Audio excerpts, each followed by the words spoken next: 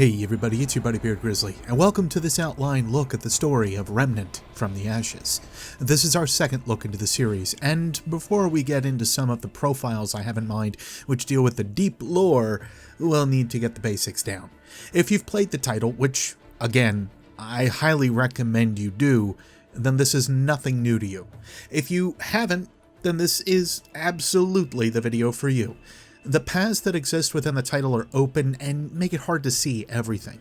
That's more what we're going to cover here today, at least as loosely as I can, and be able to understand most of the branching ideas that exist within Remnant's main storyline, procedurally generated and all.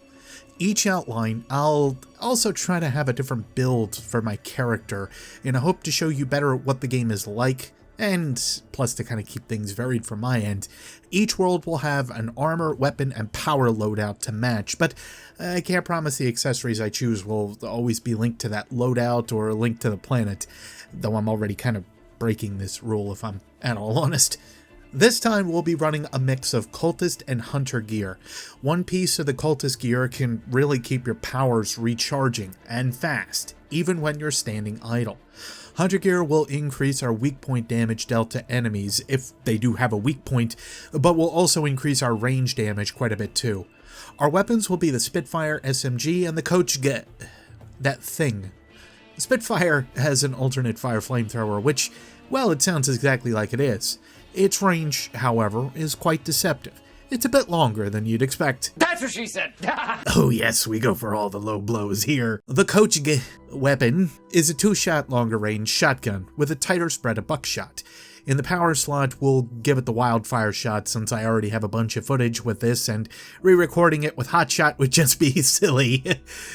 Wildfire isn't from Earth, by the by. Just leave me alone. I just didn't want to re-record everything, and I don't think I should have to, quite frankly.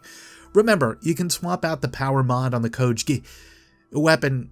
Yes, YouTube, it's a weapon. One day you'll understand the difference of video game and basic weapons, and you'll also be okay with the fact that I just call them what they are, even though people show off those pew-pew weapons all the time on YouTube, and you have no problem with it. So tell me the difference, YouTube. One day you might get it. One day you might understand. That tirade aside, let's move on with the build. The melee weapon is the hero's sword, and, well, frankly, you'll see how it handles through the playthrough. The heavy attack makes this game more Legend of Zelda, and I love it. It also looks similar to the sword that we had at the opening scenes of the game, so it seems proper to use in this build. Or, quite frankly, really, any. The charcoal necklace will allow for additional burning damage to our enemies, as well as increase our fire damage being dealt to them, so the Spitfire SMG and the wildfire shot are really going to see some increased damage here. I also have the Ring of Evasion because I'm a baddie and I need the help, and the Stone of Balance for additional ranged and melee attack, because why not? I'm fairly sure there's also a fire ring that I don't own just yet as well, but once I do, I'll probably try to mix that in with this build eventually. Fire's just a nasty element in Remnant and can be utilized to some pretty heavy effect.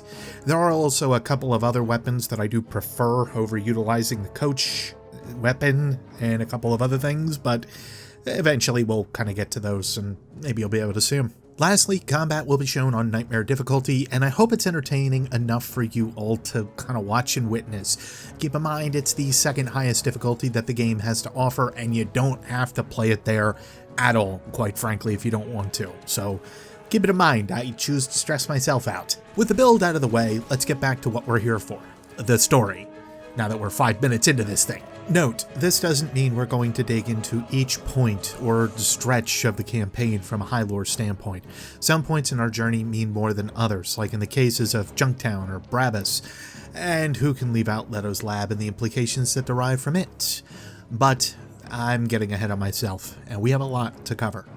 The campaign has a few static places along it. The first is the Founder's Hideout, which served as Andrew Ford's home away from Ward 13. That, and when his family was mad at him for reasons. This area is just as run down as the rest of the surroundings, and it's important to look around a bit to really grasp that. Everything is picked clean, and there really isn't a lot that's left over here in the hideout. Though, there are a couple of notes left by Andrew that give us a sense for our journey. One is a corkboard with pins and so on that look like my office when I'm putting things together, and hidden upstairs is a dress of armor, along with a journal outlining some of the events of Ford being in the hideout. This requires a lot of further digging, however, and I'm not going to spend time in this journal. Just know that Ford's family troubles are many, but he does his best to smooth things over, even if some of the people in his life don't really see what it is that he's doing as beneficial to them, to the family, or otherwise. There's a lot of sacrifice involved, which for this time period you'd kind of expect that. The hideout is one of 3 static areas that you'll come across on your journey. We'll get to the other 2 with time, however, later on in this little report that we have. Outside of the hideout, you'll be greeted by a bunch of root, and with your new equipment and better understanding of your surroundings, you can now die with your head held high. Wait, no, that's not right. So, of course, some of this doesn't require a ton of explanation, but I figure I'll point it out anyway. A lot of the skyscrapers and most of the buildings, decor, and so on that you see are largely from 1930s and anywhere to 1960s era, later America. Largely it just comes down to how most of it looks, what kind of setting you're looking at, and so on. The buildings especially, I bring up 1930s because I know most things happen in 1960s, of course, for Remnant's later time period and most of their later logs. But 1930s to 40s would be when we start seeing skyscrapers and larger buildings and stuff like that. Arguably towards the end-ish of 1920s, we really start to see some of that as well. Most of that stuff is still very much here, and it's hard to argue that it's not the same general type of city that you might experience in like a Detroit or Chicago or even a New York or something like that. I don't think they ever actually comment on what city you're actually in. I always get the feeling, though, it's more like a Detroit or a Chicago than it is a New York. But that's just me personally. I would have to really compare a lot of stuff to get the idea of what everything looks like and what everything is. Speaking of, like, the advertisements and everything, most of that fits the 50s and the 60s very well. That's exactly the kind of stuff you would expect to see, especially if you go back and look at some old logs and everything like that. Just general history, you're going to see a lot of advertisements that look very similar to that stuff. I don't think anything actually shows off true blue product or anything like that, but just to give you the idea, that's very much how 1950s and 60s advertising would look if you've never decided to do any research on your own.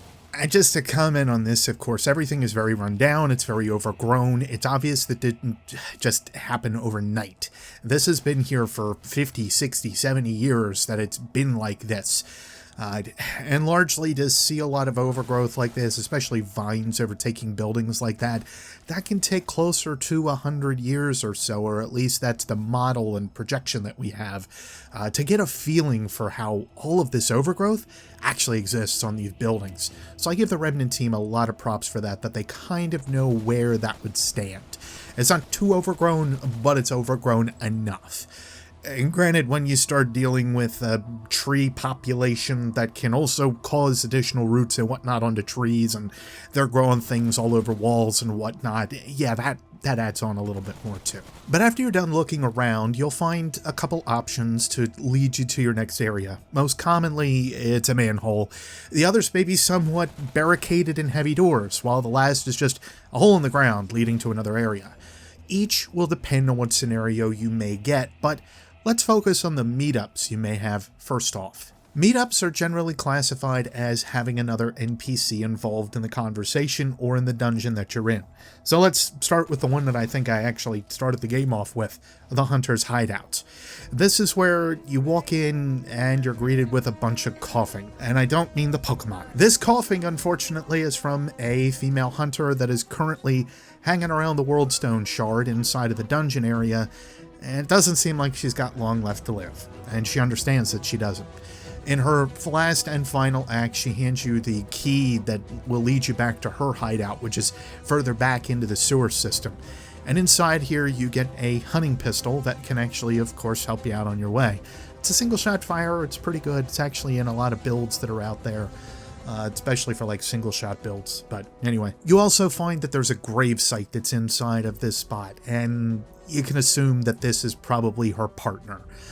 So at this point, whatever happened to him might also be happening to her, or it could just largely be that they're meeting different fates, and long story short, that's how post-apocalypse will end up kind of going. That's just the way of things. And speaking of partners, you get another scenario called the Tale of Two Lizzes.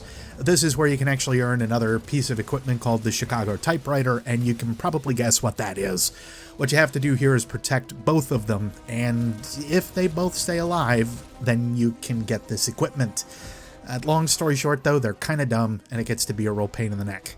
But anyway, not the point of everything. These two sisters are basically tagging along with each other, but they happen to have the same name. Long story short, if something happens to the other basically doesn't know what they're going to do. They don't know if they're going to be able to go on. Two's a pair, two's company, and long story short, just being in pairs kind of helps you to stay alive in the apocalypse, or at least you kind of have some additional stuff that can sort of help you keep going. Thus is also the case with the supply run, and this one's a very sad one. I don't have any recorded footage for this one, but I'll simply say that it's probably one of the sadder takes, but it's expected in an apocalyptic world or just low supply kind of world. Long story short, Dad goes out to find stuff, Dad never comes back, his two kids don't make it. But it does open it up for a couple of supplies that you can also pick up from them, which leads on into the story a little bit more. Nothing too heavy, but again, it's just world building, and that's kind of the point on some of this stuff. Something else unique about the title that I do really like that you don't tend to find with a lot of like scenario-based games is that things start to really kind of link together. So for instance, let's talk about Mudtooth. Mudtooth is the father of another character later, which we'll get to here immediately afterward, but Mudtooth tells us this unique tale. He's a little on the older side. I'd probably guess later 70s to early 80s. He's got all these stories of everything just growing up in the USA in post-apocalyptic worlds. And effectively, he gives us a perspective that is very needed to understand this world a little bit more. He talks about being a mudder, or somebody that basically just digs around in the mud and looking for ways to scrounge and survive. He also talks about the Crazy Eight and how most of them were able to stay together and do a bunch of things and basically just carry on as a family. And that's the whole idea. It was loose associations. It felt more like a biker gang in a lot of rights, I guess. That's a very close assumption or association you could kind of have. But we see a little bit more of this with Brabus. Side note, I'm going to talk about Mudtooth in his own video because, quite frankly, he deserves it. Brabus, on the other hand, is the son of Mudtooth. You get three choices here with him too, which I think is very intricate and interesting. One, you have the option of letting him live, letting him die, or you can also shoot your buddy. Yeah, there's some different ways that you can actually get around with this one, which I find very cool and interesting with how they sort of work most of the stuff in. But anyway, I'm carrying on a little bit too long. Mudtooth and Brabus go together hand in hand very well, so again, this idea of combined or linked NPCs is very important, but this goes to a further storyline against just that world-building element. I really do enjoy that idea. The last setup comes in three parts, though. There's Junktown, where you see a crazed merchant that has a mask on his face. Long story short, this mask is whispering to him these crazy ideas of the oak is all and everything. You could probably guess where this is kind of going. But then we end up meeting another character called the Cultist, and he's hanging around in the sewers. The idea here, we find out that not all humans are necessarily not okay with the root. We start to find out that effectively cultists or people are okay with serving them or okay with saying, hey, maybe our time has come, maybe it's the end for humanity and it's time to move on. But ultimately, of course, we can say that that's not exactly the greatest outlook on life. And the last thing that kind of ties everything together is the Wailing Tree. So this Junktown merchant has a mask on. You can take that mask and talk with this tree, or you can also just shoot the tree. In a lot of cases, it's very similar to what we have with the cultist, where you can talk with the cultist and then go back and shoot the hearts that he has within this sanctum that he's basically in. But that's totally up to you. How you handle these situations is entirely up to you, and that's the point. So, when you start to look at most of these interconnected storylines, I think it's kind of interesting to see how all of them really fold together with the overarching idea of what Remnant is trying to perceive, but some of them tie together even more intricately, almost like family. But before I get into some of the larger encounters, let me talk about the second encounter that you might face along your journey. The subway tunnels, most notably Chapel Station, lead you out to an old church. This church houses one of the best characters in this game, period. If you don't believe me or haven't done the digging yet to know why, well, that's okay. We'll get there one of these days soon enough. The Root Mother explains she can help you out, but you have to protect her. You can ask her a series of other questions to help you along your path, like where the founder is and what needs to be done to keep going, but ultimately, she doesn't want the Root to know this information. This means she's been playing both sides, but the doubt is there, left for you to think on. Whether she is able to keep anything from a hive mind like the Root at all, or to have any kind of individuality in that sense. Something is or could be very different about the Root Mother. She explains to look for and follow a star, which will take you on your journey to the next place that you need to go. That's realistically a fancy way of saying, yeah, kill a few more baddies and you'll find it, but help me out of these trees first, will ya? And so you do, helping her out to get back to the ward, where she offers you the ability to upgrade your dragon heart. Oh yeah, I still gotta talk about that thing, don't I? Anyway, another list of encounters to go down, and that, quite frankly, needs its own explanation in its own right. The reason I placed the last group into a segment of meetups is to say that they involved NPCs or something else, just to reiterate. The next group we'll look at is largely just encounter-based, with no real extra involvement at all with NPCs or dialogue. These are your mini-bosses within your run. These are realistically what can stop you on any run, and ultimately too, what the Root Mother is telling you to kind of take out before you can keep going on your journey. Though there might be one arguable exception, and I'll start with that one. Leto's lab talks about some experimentation that is done on understanding the World Stones a little bit more. The World Stones themselves are a fascinating piece within Remnant. What are they? Are they like teleportation devices? Do they have something else that allow you to get from place to place? Is it all just like space rippling and all that? Or do they act as Einstein-Rosen bridges? And a lot of this is discussed in the Leto's lab origin story, or at least most in the logs that they have that are listed there. Leto especially focused on that area of specifics to try to harness what was going on with either the root technology or just the world stones in general. We're still not entirely sure who planted them there, if they're the root only or if there is something else behind them and there's another precursor society that goes along with it. This is stuff that's unknown, so just to kind of pop that out there. Also, in case you're not sure what a world stone is at all, here you go. This area also leads to a couple different outcomes, but I'm not going to spoil one of those important outcomes because I think that Leto's lab kind of really deserves its own video. Again, it really does. It's a topic that kind of expands the world of Remnant quite a bit more, and it opens it up to be at least viewable to a different sense than where it was previously. And a lot of times it leads to the Riphide boss, which is a very annoying boss where he actually splits himself in half, and you have to fight all of those halves and all of those pieces of himself. It gets very rough very quickly. Or at least it did for me, especially on higher difficulties, but your experience may vary. The Mangler is a small tumbleweed, and if you're not familiar with a tumbleweed, it's one of these guys, which they just roll around, and quite frankly, over time, they get to be a real pain to dodge if you're not careful. Technically, the Mangler is also an enchanter of types, where he's able to call on these summons of the other little tumbleweeds or the little fuzzballs that you see with the two axes. So that's the biggest thing. I don't necessarily see that he's a summoner. I just figure that they're hanging around in groups like the little fuzzballs tend to. So that's a completely different topic, though. I'm also calling them fuzzballs for a reason. I still think that there was a reason that they kind of put them or talked about them the way that they did. But anyway, That's the Mangler. You also get a pretty powerful mod from him, so if you get him in your campaign, feel lucky. But the sewers lead to 2 major campaigns. Now, before I get to those 2 major campaign pieces, though, Brabus does also lead from the sewers, but you'll find that that's filled with human encounters more than it is root. So that's the one difference that you'll find. If you see anything with humans in it, chances are you got Brabus in your campaign, and he does offer some pretty sweet loot.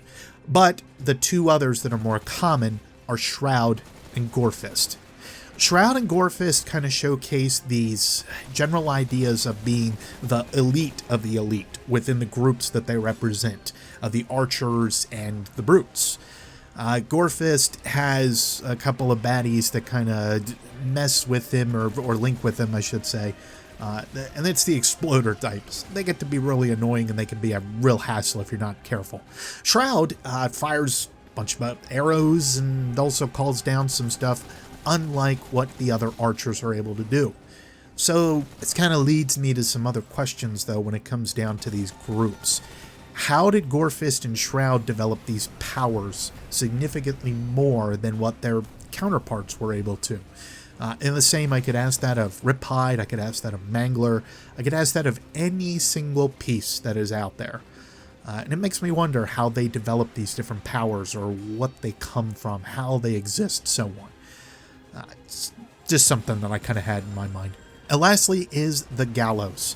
And this is where things are weird. I'm not sure necessarily what this place is actually about, so much as it feels like a test from the root.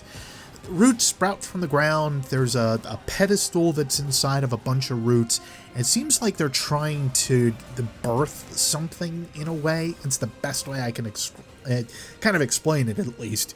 But the general idea here is that as soon as you're done with the encounter, you're able to create a new set of armor.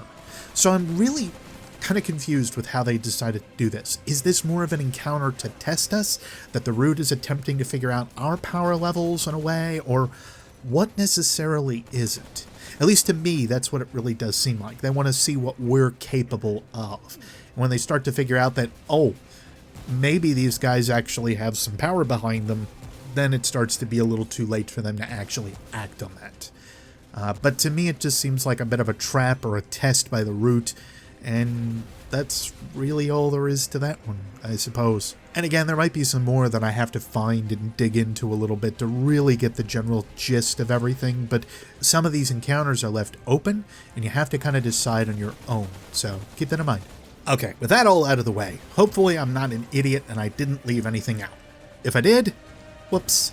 I always worry about that regardless how many times I look over the lists that I have written out, or the ones I even have done by others online, so that I can counter-check everything. That's a shout out to the Remnant wiki guys, by the by. So with that out of the way, we have one more possibility that's placed in front of you, and these 2, well, they're special. I'm going to talk about them each a bit further, or go into them as much as I can. The first is the Ent, a terribly huge root creature that seems completely different from the rest. Also looks a bit too familiar to a certain squiggly spaghetti monster I can think of. I think they just wanted to really drive home the point of Lovecraftian nature with the root, and boy oh boy do they ever with his design. Back in the ward is a journal that describes a huge monster that seems to be headed to the ward, or at least rampaging through the city. For some reason, my mind goes to the Ent each and every time, and in no way to the other creature we're about to see. There is an alternate way to take down the Ent, by the by, and you're probably seeing that on the footage that I have since, well, actually, this is only the second time I've seen the Ent, and I needed to take him down that way so I could complete my collection of weapons and so on. That's entirely up to you, whichever way you want to do so. The last beastie is Singe, and I am tired of seeing him. No, seriously, every time I reroll my campaign, I get him, and I've yet to hear any backup dialogue for taking down the Ent. One of these days, I'll power through and see if I can get the Ent in an actual campaign and not just adventure mode. That just means I just have to sit down and do it one of these days.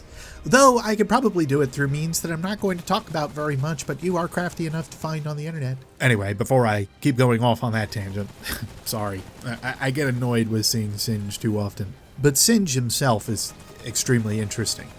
Singe is a root dragon, and this should spark some other thoughts in your head, ones that go all the way back to the start of our journey. On our boat trip, we're given some monologue about a dragon being killed, but here, clear as day, is a dragon. For me, the existence of this beast told me a couple things right off the bat. The one that set us out here has no real idea of what's going on with the city, the tower, or Earth as a whole. They're sending us out in hopes of fixing things, but they're really not sure themselves how to go about that. Meanwhile, Singe is known to the ward folk as well, as they thank you for taking down the big dragon that's apparently been harrowing them for God knows how long. The Ent I can see being left to its slumber, and there are reasons as to why it was.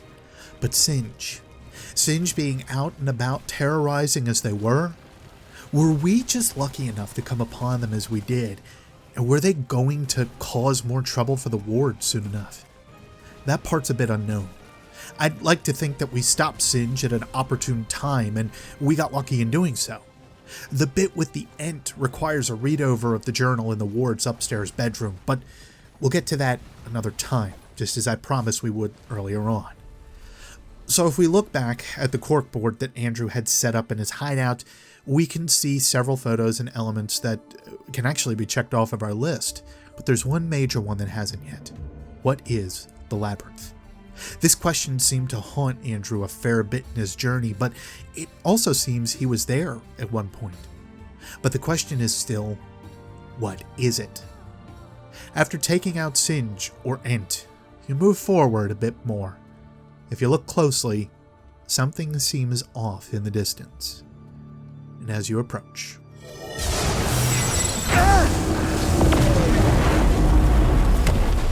and I'll leave us on that cliffhanger for now. Your journey is just getting started, and the major twist, the major change that happens that makes Remnant feel so different and makes Remnant feel so approachable, well, that's next time. I'll keep this short, but thank you for hanging out with me today and listening to this overview of the encounters you can have on Earth. Next up, we'll move on to the next leg of our journey, though this one may not be as action-packed. If you enjoyed this look into the world of Remnant and the breakdown of its paths, give me a hand with those fancy YouTube buttons. Otherwise, to all of you, no matter when or where you are, I'll see you next Spacetime. Take care.